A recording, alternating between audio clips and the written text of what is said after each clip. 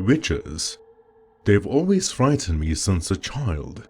At least with werewolves, vampires, or even ghouls, you know what they are, what they're capable of doing.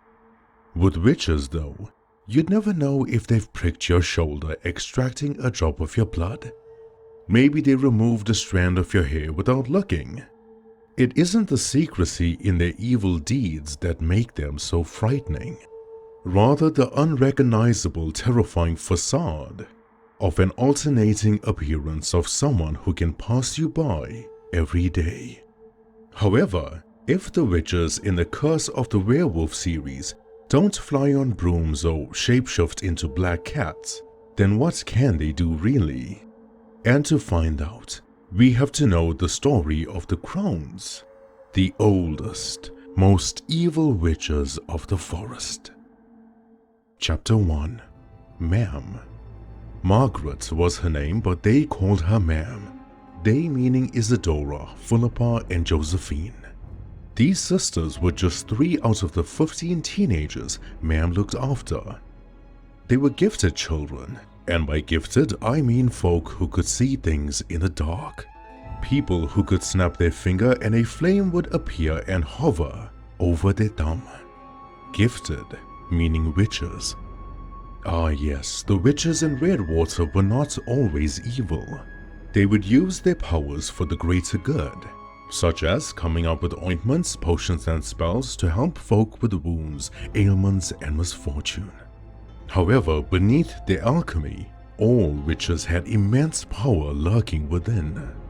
They specialized in elemental magic, earth, water, fire, air and space. Furthermore, witches were not cursed. Their magical abilities or gifts were purely hereditary. Isadora, Fillipa, and Josephine, however, had more power than the others. Margaret did a good job in helping those 3 control their power, being a witch herself. She would spend a little time with them each day, showing them the pure arts as people called it. Ma'am did indeed love these kids. They were orphans much like her, and she never wanted them to live the same life that she did. However, the orphanage was secretive, hidden and camouflaged inside the forest, a place rumored to have given Margaret control over her own gifts. As mentioned in every story in the series thus far, the trees in Redwater were rather peculiar. Folk would hear strange voices coming from the forest at night. They thought maybe late-night wanderers and drifters were so loud that their conversations would echo in the moonlight, but that was not the case, for the trees in Redwater had a secret of their own. They would come alive at night. Lore has it that trees in Redwater have recorded every event they've witnessed, be it good, bad, tragic or trivial. The trees remember. If one listened closely on their travel, they would either encourage you, guide you, or warn you of the dangers ahead. Although that only worked for people who had a good heart and soul. Hence, when Margaret was abandoned as a child, the trees showed her how to survive, like memories being played back on a loop. She was a very talented and powerful witch, make no mistake, but now in her old age, her powers had been failing her. It became increasingly difficult to maintain the spell over the orphanage, keeping it hidden from human folk. So one day Margaret spoke to the 3 witches. Despite them not being triplets, they looked awfully similar, with only their hair color separating them. Isadora, the eldest, had long black hair. Josephine, the middle sister, had dark blue hair, while Fillipa, the youngest, had a dull shade of red, almost maroon. Ma'am said, "My children, when the time comes, make haste out of the forest. I've shown you where to go. Take the others with you and take care of them when I'm gone. But promise me something." Isadora, Fillipa, and Josephine always got upset when Ma'am spoke that way. They refused to believe that she was dying and spent sleepless nights trying to brew a potion for her.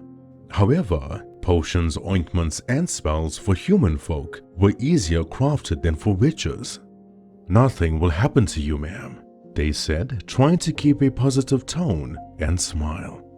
Margaret responded, but it wasn't her tone that frightened them so. Her long white hair had seemingly froze in the strong wind, and her eyes glowed green, competing with the forest.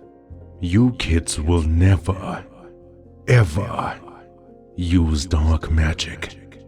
Do I make myself clear?" Silence. Isadora was frightened the most, but never answered. For as the night arrived with a storm like no other, the sisters' worst nightmare had come to light. Witch hunters had barged through the orphanage, and only then did Margaret realize that her energy was depleted, releasing the camouflage spell. She yelled and cried for her children to flee, and so they half-heartedly did. But Margaret was not so lucky. 9 men wearing hunter armor crafted with the finest material in the land had grabbed Margaret by her limbs and dragged her out of the orphanage. Fillipa turned back, but Margaret spoke to her through telepathy. "Do not look back, my children," she says. "I will be okay." Such a comforting lie in a time of great peril. But deep down, Margaret and her gifted orphaned witches knew she would soon be burned at the stake, and they would be next. Then the teenagers ran through the forest, breathing heavily, their hearts pounding against their chest. Isadora and Fillipa were too distraught to even think properly, let alone guide the others to safety. Josephine, however, took charge. Her mannerisms in that moment reminded them of Ma'am. She had guided the witches to the safe haven Ma'am had talked about, and with haste they followed. Then when the rest of the witches were miles away, Josephine said to Fillipa and Isadora, "Not you two. We are not going that way." "What? Why?" Fillipa asked. But then Isadora replied while looking at Josephine. "Look in her eyes, little sis. I know that look very well. All right, Josie, let's rescue Ma'am." Josephine didn't smile or move, and now Isadora was even confused. "What's the matter?" the two of them asked. Josephine said, "We love Ma'am with all of our hearts and soul, but in order to save her from this witch hunt, we have to ignore her teachings." Fillipa and Isadora looked at each other frowning, then back at Josephine. She continued, "We will rescue her from those bastards, but we will use dark magic to do so." Chapter 2. Witch Hunts. Witch hunts were brutal, grotesque, and downright disgusting. Witch hunters were led by a group called the Inquisition, made up of local magistrates of religious authoritative figures. It had plagued the land for centuries, but when it first began, it was nothing short of a living nightmare. Witches were blamed for almost every negative thing in the land.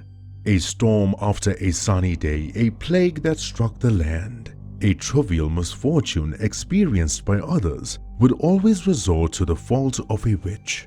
More so, even if witches had done nothing wrong, their mere appearance was enough to get them convicted.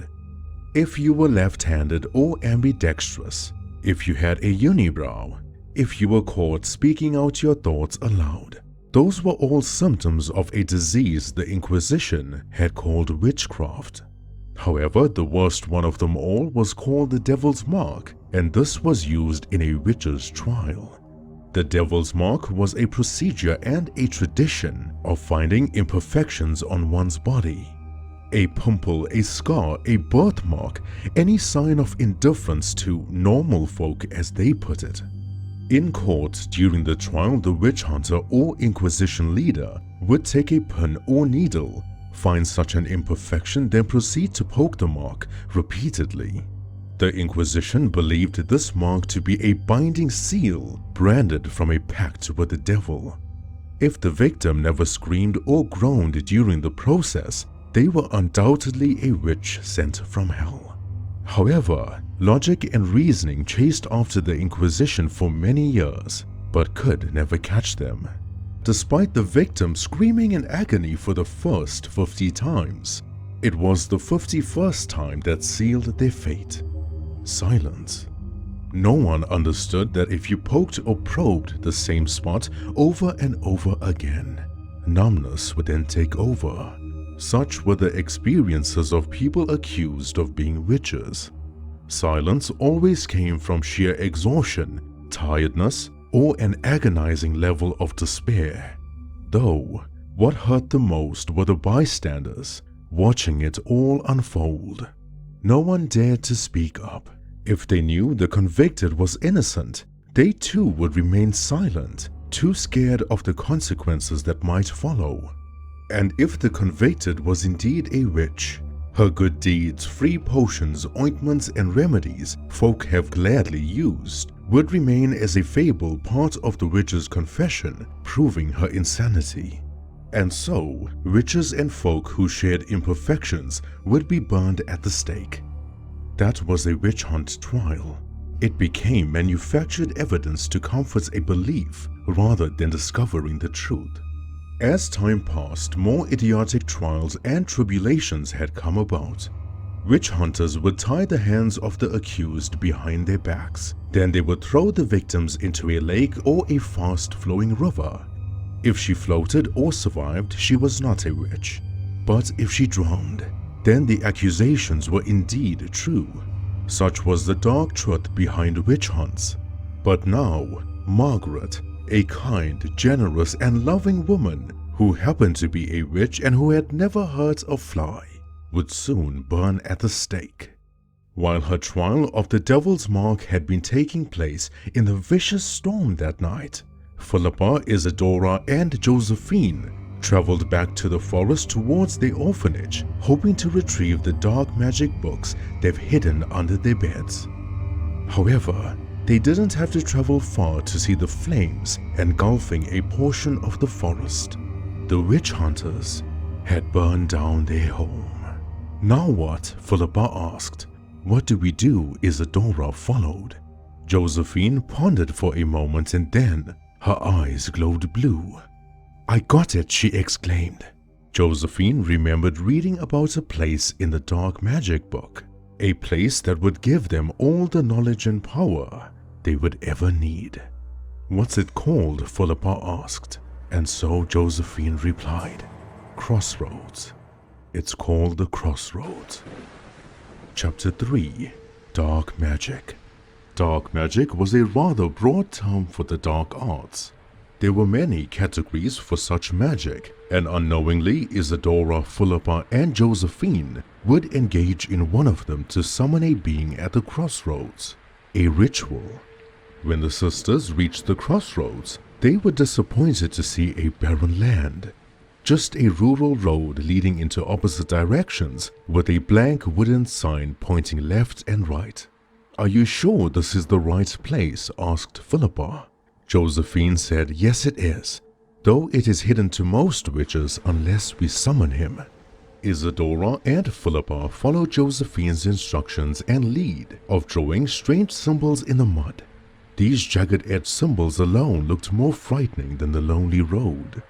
Then Josephine found a stone on the ground, one that had crooked edges and sharp enough to cut her hand. And so they did. Followed by her sisters, their hands were held out over the symbols they drew.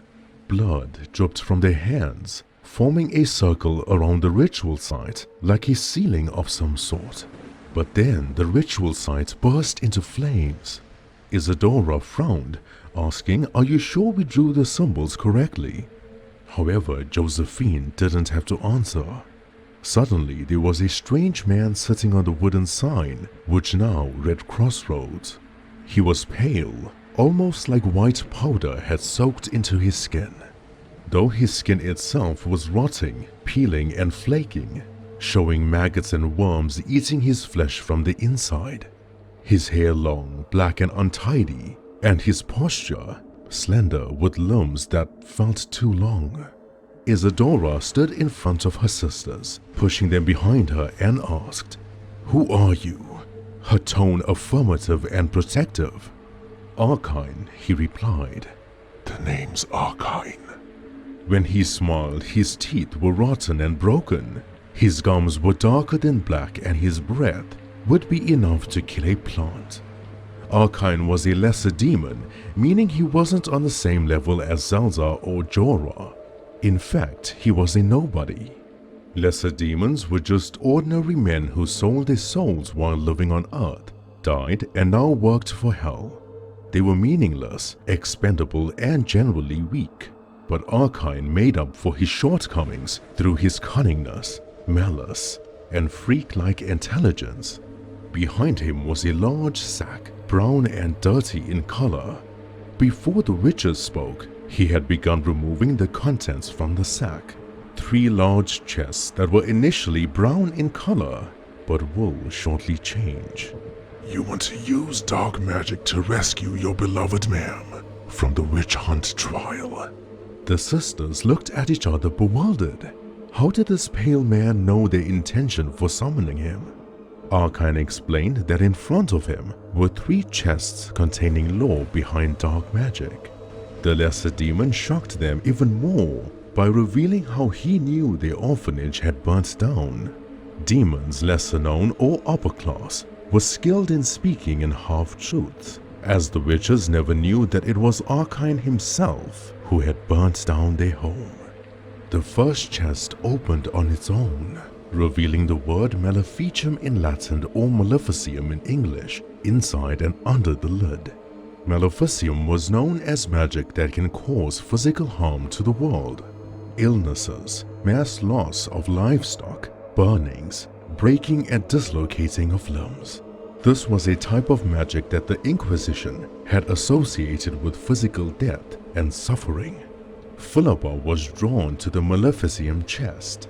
That dark brown oak had gradually changed to the crimson color of her hair. Though her hair itself was anything but normal, it rose above her head and the strands spread open like peacock feathers.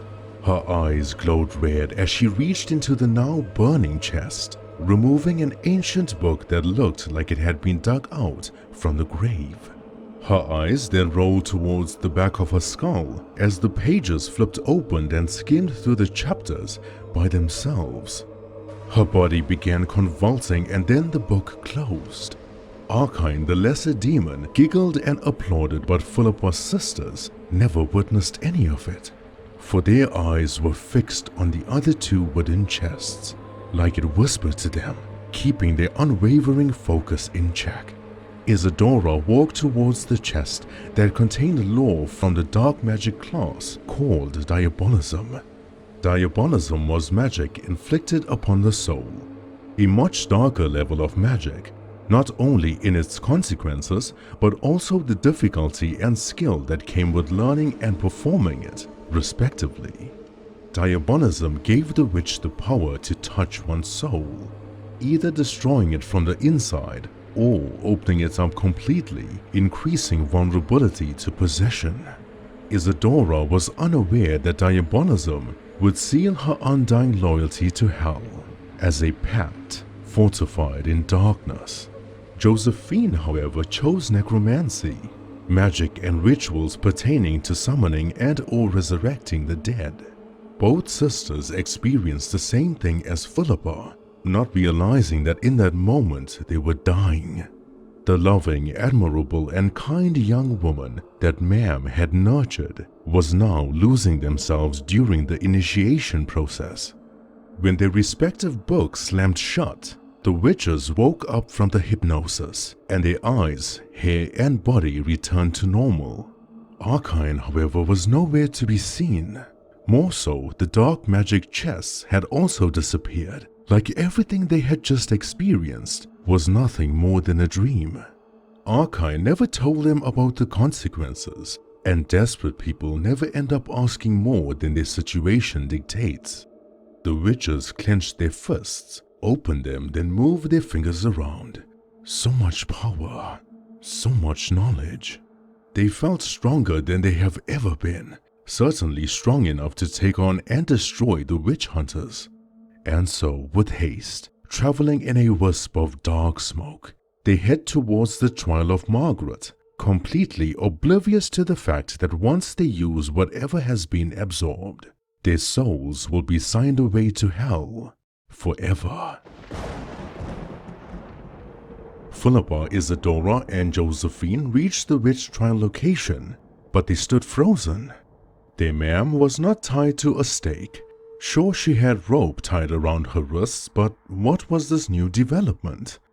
Folk gathered at the trial as they normally did, but this time they actually spoke up.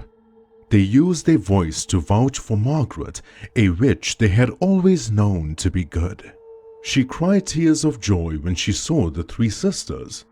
The witch hunters were next to Margaret, still wary of any movement the witch had made.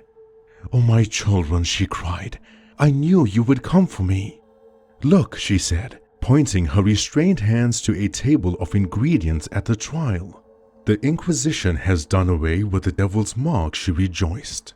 "They wish to see more evidence." "They wish to give us a chance," she said, wiping her tears and her leaky nose. "Go ahead, my children. Show them how you three brew potions to cure influenza. Cast your spells of the pure arts to the sickly in the crowd. Don't be shy now. Show them how wrong they've been about us." However, Isadora, Josephine, and Fillipa sunk their heads in shame. A sense of panic crept into their hearts, as none of them could remember a single spell or potion brewing from the pure arts. They scratched the sides of their heads, digging their fingernails in, trying to remember, but they couldn't. And if one listened closely as Margaret did, someone who loved these kids more than anything in this world, she could hear their faint heartbeats almost disappearing. That hopeful smile that she had slowly wiped off her face, for Margaret had knew what had happened. The crowd grew impatient. Doubt had begun settling in, and the witch hunters were lighting the wooden torch. Then a man in the crowd yelled, "Well, go on then, will you? We don't have all night." The statement wasn't intended to be hurtful. One could understand the sacrifice human folk had made by standing up for Margaret. Fillipa, however, was infuriated by this comment. Her eyes glowed red. Her crimson hair rose and spread out, and her voice became gruff. "Do not rush me, you pathetic peasant," she said furiously, casting a spell with her hand at the man as he burst into flames. Folk in the crowd had gasped so loud that the werewolves all the way in Houndsville had probably heard it. Then the following events happened a few seconds after. When a witch hunter dashed forward, Isadora turned her semi-clenched fist, and the witch hunter felt his soul being torn apart from the inside. His eyes sunk in and his body drained itself from life until he looked like melted wax. Josephine then rose both her hands in front of her as her eyes rolled towards the back of her head. Suddenly, every spirit of the witches who had been burned at the stake rose from the ground like they've been living underneath for all this time. The resurrected floated towards the gathering, ripping and tearing the flesh of human folk apart. Innocent men, women, and teenagers were falling like dominoes. The witches were so busy maintaining their dark magic that only when they stopped, they had seen that a witch hunter had indeed lit the stake Margaret was standing at. Folk had ran away, the few of them that survived at least, yelling in panic, "Burn the witch! Margaret has been teaching the children dark magic all along." But it was too late. Margaret was now on fire, but she never screamed. Those flames couldn't cause pain like what she felt in her heart in that moment. That disappointment, the heartbreak, all her teachings, all that time spent with them, and now her reputation would be tarnished for as long as folk could remember. And while Isadora, Fillipa, and Josephine felt numb, that look in Margaret's eyes before she left the earth would haunt these sisters for the rest of their damned lives. Their ma'am had been burnt, scorched to dust, a woman who gave them everything, and yet they never shed a tear. They tried to, but they couldn't. In fact, after performing their dark magic, the witches, while still teenagers, had now looked over 50. Their skin became wrinkly, flaky, and old. Meanwhile, through the forest, the lesser demon Archine laughed like a maniac.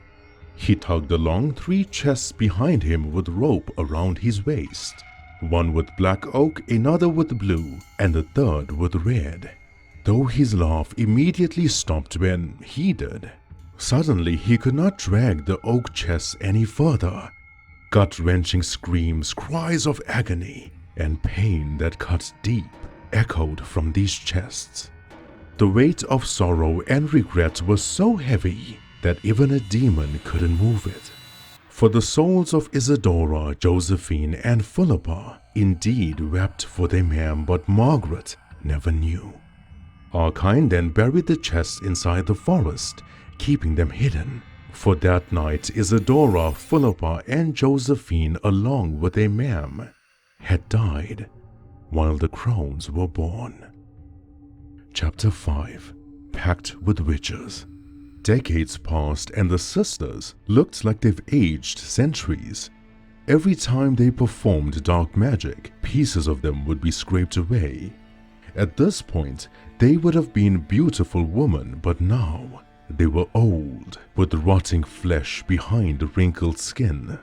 Their teeth were long, yellow, and monster-like, and maggots crawled out of their eyes. In the time that passed, the Crones found the remaining 12 orphans that were at the safe haven. They persuaded and manipulated Hilda, Hazel, Esme, Sabrina, and Ursula to join them, while the rest who fought back were killed by the Crones. The 3 witches taught the other 5 everything they knew of the dark arts, while the memory of Ma'am had been forgotten. The Crones would then abduct people from the forest, travelers, wanderers, hikers, and use them as test subjects. They would tie these people up to chairs in various basements and underground dungeons spread throughout the land. From rituals to spells mixed with possessions, the process would repeat until the victims' bodies would either turn to crisp or have nothing left at all. There was no rhyme or reason to it, or so it seemed. But dark magic became a dopamine hit, and the Crones couldn't get enough. People went missing, search parties patrolled, and the Crones remained operating in the shadows. Then angels began fearing these witches for how evil and powerful they were. Demons began seeing them not as underlings, rather as equals. Fillipa, Isadora, and Josephine had become crucial members in the Monster Council. Josephine, specializing in necromancy, was tasked to retrieve a vampire's heart to resurrect the gargoyles in the Forbidden Lands, the oldest vampire creatures known in history. These creatures, when resurrected, would join the monster army. Isadora was responsible for torturing souls in hell, having perfected her craft in diabolism. And Fillipa remained on Earth, passing down knowledge for witches who wanted to join the cause. These Crones that remain on Earth have one purpose. They will serve as keys and gateways for opening portals, linking hell to the human land. Without them, no monster, demon, or otherworldly creature could ever walk the earth. Isadora, Josephine, Fillipa, Esme, Ursula, Sabrina, Hazel, and Hilda remain to be the oldest witches of the land, and their dark magic spread like a plague. However, this is one of those stories that serves as crucial lore in the Curse of the Werewolf series. Most of the time, characters know information that you, the audience, does not. But now, you, the audience, know about the souls of Isadora, Fillipa, and Josephine that have been buried beneath the forest. One has to ask, will the heroes be able to find the chests and release their souls since they haven't been taken to hell? Or will the Crones remain to be crucial pawns in leading the monster army to Earth?